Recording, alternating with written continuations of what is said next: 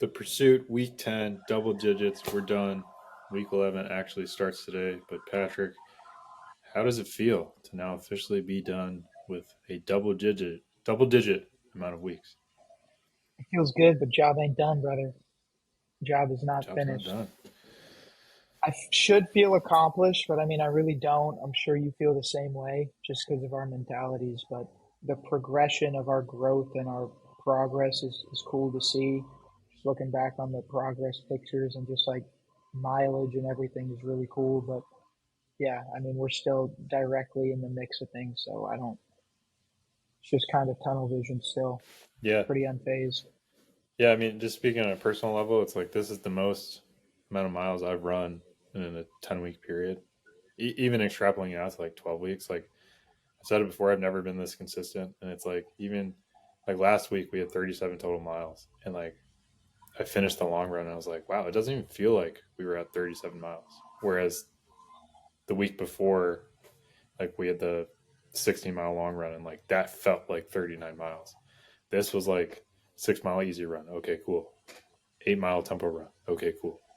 And then 12 mile, like me and Patrick talked. He actually called me before we went out for the 12 miles, and it's like the way we mentally viewed the 12 miles is like a 3 mile run, which like doesn't make any sense, but it's like it was literally just like, all right, we're gonna go out for 12 miles, whereas 60 miles was like, oh, we have to run 16 miles. And just looking ahead to this week, it's like we have an 18-mile long run, will be the longest run we've done. But it is just so interesting to see how our perspectives, perceptions of the work has changed over the 10 weeks. And I mean, also this past weekend was the New York City Marathon. I knew three people that ran in it. Actually, I knew a couple more, but like I followed three people, pretty good friends with the three people. One of which we want to shout out Maxwell Yole. He broke 3 hours. He's been doing a 16-week prep, and I don't know. I can't comprehend that. Like I'm just I know Patrick's also super happy for him, but like we're so happy for him because it's cool to see like he was putting in like 60, 70 mile weeks for 16 weeks in a row, and we're close to touching 40. So it's like comparison is a thief of joy, and that's not at all to say that I'm not happy for Max. I really am. It's more to say there's levels to this game, and Patrick said the job isn't done, and it's not. The job's not going to be done at week 16. It's literally just the next, like, what's the next peak to climb? And it's like I'm just projecting out like where I'll be in 2 years, because of just like compounded effort. And I really hope I am qualifying for Boston sub 3 in 2 years. It's just that level of like being consistent, compounding, not being injured, and just like constantly improving. So with all that, 10 weeks done, I am super happy with how far we've come, but like we still have a ton of growth to go in these final 6 weeks. And I guess Hyrox is in 3 weeks. So things are happening. Hyrox is sneaking up on us real quick. Um, that training's definitely not getting easier as well. But just more so excited than anything that we're getting close to both of these. And yeah, Max is a stud. Super impressive, super cool to kind of follow along with his journey. We just follow each other on Strava and just seeing his paces and distances. It's like Tristan said, like we barely, like our pinky toes in the water for this entire journey. Like this is a lifestyle for us. This isn't going to be over at the end of this marathon. Like there's going to be further pursuits, whether it be an ultra, just a faster marathon, whatever it is. I'm just excited to continue on a path like this because having something like this really helps every other aspect of my life and it keeps me disciplined just in all facets. So I'm super grateful for it. And it does suck some days and we'll get into our highs and lows, but at the end of the day, I never regret a run, like Tristan always says, and it's just compounding day in, day out, mile after mile. It's just everything gets slightly easier and better. So we're in a good spot. Yeah. And then we obviously like talking about things that aren't just fitness related. And so Patrick watched this video on YouTube. He sent it to me, and I actually listened to it on my 12-mile run, and like it was super impactful for me. Patrick, what was his name again? Totally spacing it. Bill Gurley, yeah, he's just a whiz in the business world, and he was the like head analyst of the Amazon IPO. So super smart guy, super connected guy. But yeah, I'll let you kind of explain the video if you want. Yeah, so he's giving a presentation at an MBA class, and basically was just running through stories of people that it was interesting. He would start with their first name, so you wouldn't really know who he was talking about, and then by the end, it was like, oh, this is a really famous person, and he didn't just wake up and have his dream job, or he didn't just wake up and have the impact that he wanted on the world. It was like all these incremental steps, all these incremental points of progress that eventually like opened up and like let that person live the life they ultimately wanted to. But the whole talk was just on like opening yourself to a world of passion and like finding a career that you ultimately love. And I mean, it just hit me really hard because it's just like, I really want to be in a spot where the things I'm doing, the people I'm doing it with, is just like, doesn't feel like work. You know, it feels like play. And that's not to say that it's not hard work, but that is to say that I wake up and I love what I'm doing. And being 26 and like, we're kind of in that age where like you just got to go for it.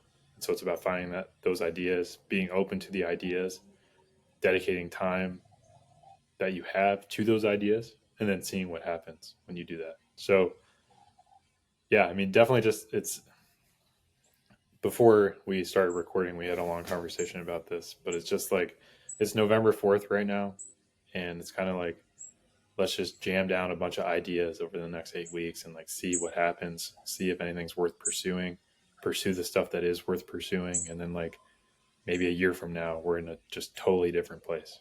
Like that's at least the mentality I'm looking at it, where it's kind of like getting complacent is what makes you irrelevant, is what makes you unhappy, and it's like going for it, taking a chance. Like those are the things that can really help pay off in the long run. So yeah, Yeah, and to describe that video, Bill Gurley's video, all of these, it was Bobby Knight, it was who was the musician? Bob Dylan, Um, I think. yeah, it was Bob Dylan, and it was one of the really well-known New York chefs, and now he's like The world-renowned. But founder of Shake Shack. yeah, yeah, exactly. A great way to describe all of them is like their obsession came natural, and they made basically no money for the first like 10 to 15 years of their pursuit because all it was just like chasing their dream of what they really wanted to do and how they wanted to have an impact on the world. Like this chef traveled everywhere through the Shake Shack owner traveled for the first 20 years of his career, like basically making nothing, like working as sous chefs across the world. Then opened like 10 of the out of out of the 15 most like renowned restaurants in New York, he owns 10 of them and they're all Michelin stars. And then 30 years later, he eventually got into Shake Shack. So it's just like following your passion and following what you're supposed to do once you have that gut feeling is the reason why we're here. And like you never know what it's going to turn into or like develop into. It can be 30 years down the road, it can be 5 years, it can be next month. But if you have that gut feeling, you have that passion for something, it's like you have to do it. And Well, just sorry, I was just in like, so for the Shake Shack guy, we need to look up his name. I feel bad referring to him as the Shake Shack guy, but uh, arguably the most important moment of his life was he was out to eat. So the story was he's very passionate about food. Like that's what he would spend all it's his money Daniel on. Meyer. Okay, Daniel Meyer. He'd go out to eat at all these places in New York. Like he was making money, and he would just spend it all on food. Or he'd travel and like go and find good places to eat, like learn all the details about it. Blah blah blah. And he was out to eat with his aunt and uncle, and he was taking the LSAT because he was going to become a lawyer. And the uncle looked at him and was like, "Dude, what are you doing? You love food. Go in on that. Like, stop playing around." And like that was kind of a slap in the face aha moment for Daniel, where he took the LSAT, but he didn't send it to any law schools. He went all in, and that was like Yeah, the the journey uncle of was just traveling. like he was Yeah, like just become a chef already. Like yeah, you're literally wasting time doing this. You know what you want to do. So I don't know about Tristan. I think we're both kind of gradually figuring it out. I'm still pretty lost in what my passion is and what I want to do. And that's okay. I'm just going to keep trying things and I'll know the feeling when it hits me. And once it does, I'm taking the risk and I'm going fully in on it. But whoever's watching this, this is our first, you know, series of the pursuit. Like, do it, please. Because listening to that video, we'll link it. Hopefully we can link this in the Yeah. description. Like it changes the way you think about things. And it's very eye opening for Also, in a lot of different ways. I think they referenced the man in the mirror in this video. It wasn't this video, it was something else I listened to, but I believe they did, or I believe he did, where it was just like the man in the mirror is not going to lie. And so, if you're sitting here going through life constantly unhappy, it's like, what's looking back at you? And it's like the idea that you just need to, like, if you're in an unhappy situation, something needs to change. And I mean, even talking about the stuff, like, there's no embarrassment. I don't feel anything about or anything negative of like just being honest with myself and where I'm at in my career. Like, Same. I have a stable career or a stable position. Allows me certain flexibility, but I think there's way more out there for me, and I'm just in the process of looking for it. And I think so many people that we know, so many people that are our age, are kind of in the same boat, where like you graduate from college, you have some idea of what your career will look like or will be, and then it just becomes a job. And I don't want just a job. I want something that really gives me energy and is something that I'm passionate about and lets me help people or whatever it is, just this and whatever it is for you guys. So if you're just struggling where you are, or if you have questions about where you are, really just open yourself up to the ideas or just any of your passions and then just like jump to it. It's not saying go all in when you just have an idea. It's not saying quit your job, lose your stable income before you have like any sort of plan. But it's kind of the 24-hour rule of the day where say you sleep 8 hours, you have 16 hours left. Say you truly work 8 hours, you still have 12 hours. Is that math? No, that math was terrible. You still have 8 hours. Good God. And it's like, what are you doing in the remaining 8 hours? Maybe you work out for an hour, but you still have 7 hours. You eat for an hour, you still have 6 hours. And it's like, if it matters to you, you will make the time. So it's kind of just that sense. Like, just go for it. When I think about once that idea becomes clear to you or what that passion is, life becomes easy. I think once again, it hasn't happened to me yet, and I'm praying every freaking night it does soon that I find it or I create what I'm here for what my purpose is. But I just know as soon as I do find it, and there's so many great examples of people who have found it, and they're like the most successful people on earth, but they're also the happiest, they're the most fulfilled. So like, if you do have that gut feeling, just trust it and jump because it's worth it, and that's what you're supposed to be doing here. Yeah. So definitely just what we're thinking about. And I'm sure we'll have more updates like going forward. But we could talk about this stuff for hours and hours. And so with that said, I think it just makes sense to talk about the last week, the pursuit, the fitness journey.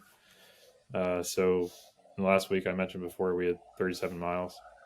Candidly speaking, I didn't do any time in the gym, and that's purely because I didn't prioritize it. There's not really any point saying any other excuses. I did.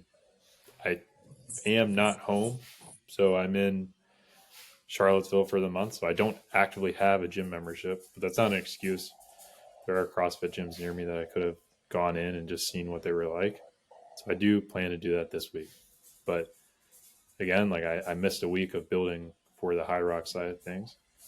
It's not to say I didn't run well or run hard. I did. I'm very happy with how I ran. But yeah, I mean, we see the good and the bad on this journey, and that was the bad. So I can't change the past. I can only change the future.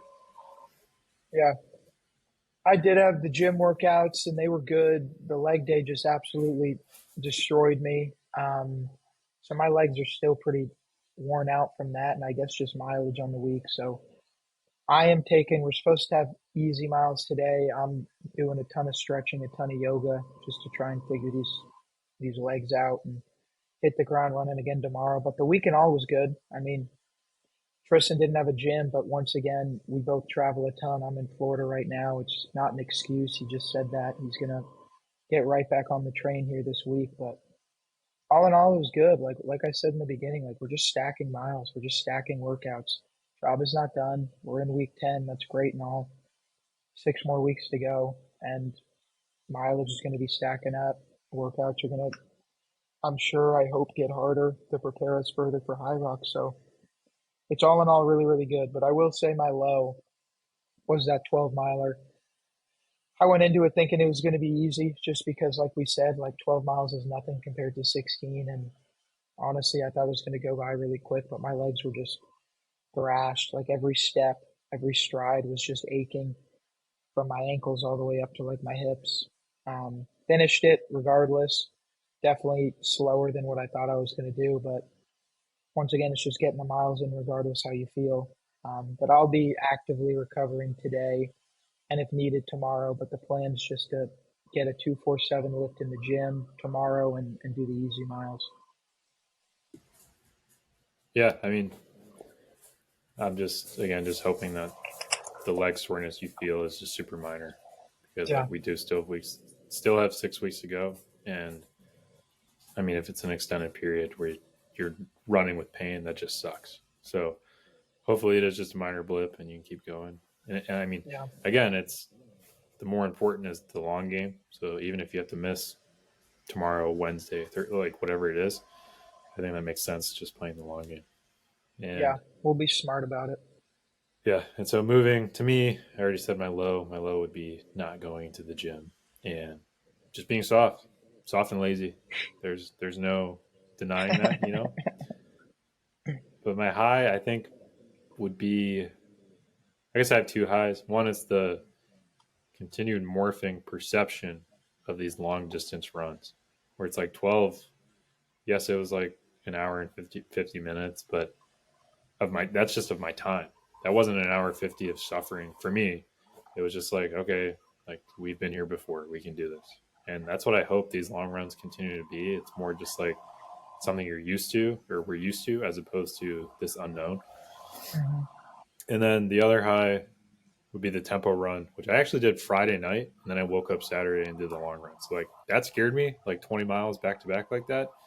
But or 20 total miles. But the tempo run this week was a mile warm up and then 3 sets of 2 miles fast with 3 minutes break in between and then a mile cool down. And I went to the track to do this. So each set was 8 laps around the track. And Patrick had done it before me. And like he was just emphasizing, look, it's just mental. And, like I'm right there with you. Like it literally is just mental. It's getting comfortable with being uncomfortable and like it's fighting the urge to stop or slow down because physically we can do it, like unless we go out at some suicide pace that is just physically unsustainable. Going at an up tempo like faster speed is totally doable. It's just embracing the hurt and like realizing that we'll get through it. And like I mean we're following the same marathon plan that I did last year, and it's like I know I didn't do this workout, like I know I skipped it, and it's like so it feels good to do it and not to do it and like kind of like crush it is honestly how I felt. Where it's like the times were good, the times were better than what I thought they would be, and like I didn't feel shot afterwards. Like I felt good, and that just excites me with like 6 more weeks to build. So Yeah, you described it really well. We're just getting really good at being comfortable with being uncomfortable. And obviously, with our marathon pace goals, that's going to be the major determinant factor if we hit our goals. Just how long we can hold that uncomfortable feeling and not stop, not slow down, not just be deterred at all, mentally or physically. It's like you said, physically, we have all the capabilities needed to beat these paces. So I'm excited for it just because mentally we're getting a lot stronger. And we just know if we shut that part of our mind out and just go, be like, it's literally just physical pain. You can literally talk to yourself consciously and be like, this sucks, yeah, but it's not going to suck for that much longer. yeah, I mean it is quite literally just fighting what's easiest. It's crazy. Like especially speaking in the tone of like you're at a pace or you're at an exertion of effort that is physically possible. So it's not like you're sprinting the 2 miles. In this case, 2 miles. On race day, it'll be the full marathon. But it's like you're at a pace that you can do physically. It's now just mentally like welcoming the dark place and like being okay with like, yeah, for the next couple hours, I'm not gonna feel the best, but just Hmm. push through, and it's like we achieve our goals. Yeah. So yeah, I mean it all comes back to, and this is kind of like the overarching message of the pursuit. It's just like this is the infinite game, and this current arc of where we are, the pursuit is Hyrox Dallas and then the Dallas Marathon. But like we cross the finish line in both of those. Yeah, we'll celebrate. Yeah, we'll hopefully feel good about ourselves. We'll probably be sore the next day. But I envision a couple days after that, we're already on to something new. And that's like the infinite goal. That's where it's like, oh, what Maxwell did at New York City, where he went sub 3, what my two other friends did, where they accomplished their goal. It's like that will be us. It's just more drawn out and into the future. So it's just about continuing to stack bricks, continuing to check off weeks, check off workouts, check off whatever helps move the needle, and we keep pursuing. That's the Yeah. pursuit. So Yeah. And yeah, just keep our mental strong. We're closing in on this marathon, and like we've been saying, realizing how this is probably 85, 90% mental. I've been starting to meditate more and just try and be in full control of my thoughts and emotions and mind. And I think that's going to play a factor too during the actual race. Just because if you let any type of doubt creep in, it'll play a big part. So it's all mental, basically, is the message from me. yeah. Nick Bear has said this often. Doubt's only real when you doubt yourself. And so Yep. when we toe the line, especially at the marathon, even high rocks, it's like I believe fully in my heart we will run well enough to go sub 1 hour at the high rocks. And I Yep. didn't feel that way when we started, but it's like the tempo workout this week is 1K repeats. And I'm pretty confident in the times that I'm going to put down and the times that Patrick will put down that it just makes sense that in a high rocks we'll do it unless we really suffer on the exercises. So Which we won't, yeah, and except then for in maybe the the burpees. yeah, yeah, the burpees, my guys. And then the same thing with the marathon. It's like when we're towing that line, it's the saying, the hay's in the barn. Like our preparation will be done upon taper week building up to the marathon.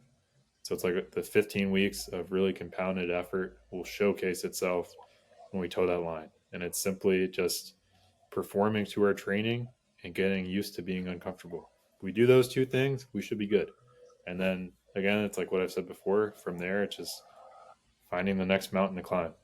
So Yep. yeah, Awesome. I could talk about this stuff all day, but I think we should wrap it up. And again, 10 weeks is an accomplishment. Definitely feel good, and it's crazy. Like it is crazy. It's already been 10 weeks, but we still have a lot more work to do. So we're excited, and we'll keep pushing. Yep. Let's That's it from go. me.